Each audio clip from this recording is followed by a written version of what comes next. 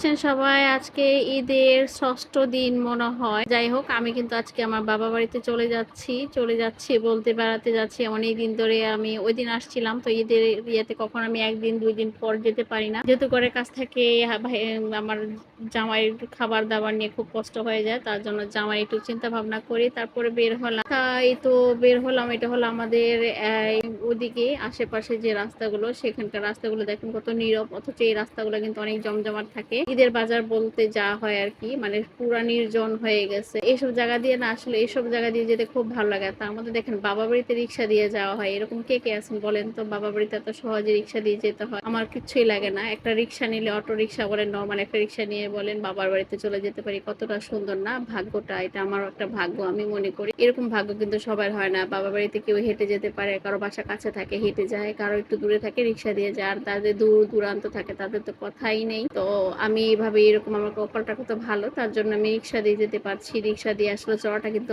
অনেকটা মজার, তাই না? দেখেন অটো রিক্সা দিয়ে যদি অটো রিক্সা কিন্তু যায়, তো এদিক দিয়ে সিএনজি এদিক দিয়ে নেই কারণ আমি বাবা বাড়িতে গেলে এরকম অটো রিক্সা দিয়ে চলে যাই। কারণ মা ছেলেরা বসে থাকি, খুব মজা লাগে, খুব একটা আনন্দ পাই। আর কি সুন্দর বাতাস যেটা শরীরে বয়ে যায়, খুব সুন্দর লাগে, একটা আলাদা একটা শান্তি। তো এই ব্রিজটা এখানে কিন্তু অনেকটা জমজমাট থাকে, এখানে অনেক মানুষ থাকে। তো আজকে এই যে সময়টা আসছে, এখন সবার কাছে শুনি যে ঈদের সিজনে এরা সবাই যারা থাকে আশেপাশে সবই ভাড়াটিয়ারা থাকতো, সবাই দেশে চলে গেছে, যার জন্য জায়গাটা খুব নীরব। তো এই করতে করতে দেখেন বাবা বাড়ির রাস্তায় যখন চলে আসি তখন কেমন লাগে, মনটা মনে হয় শান্তিতে ভরে যায়। তো এরকম বাতাসটার জন্য শরীরে লাগে, মনে হয় যে নিজে গ্রামের বাতাস, সেই শৈশবে ফিরে চলে যাই, এরকম একটা আবহাওয়া। তো আপনাদের বাবা বাড়ি কার কার কেমন কাছে হয়, কে কেমন যেতে পারেন, আমাকে অবশ্যই কমেন্ট বক্সে জেনে দিবেন। এটা হলো আমার বাবা বাড়ির ব্রিজ। এই ব্রিজে ছোটকালে কত এখানে উঠে উঠে পানিতে লাফ দিছি, মানে সবই জন্য মনে হয় এখন একটা মানে গল্পের মতো করে কথা বলা, তাই না? তো এই করতে করতে চলে আসলাম। দেখেন আমার ছেলে কি করতেছে, নানু বাড়িতে যে নানুকে সারপ্রাইজ দিচ্ছে। তো আজকে তো এখানে সবাই থাকবেন, আল্লাহ হাফেজ।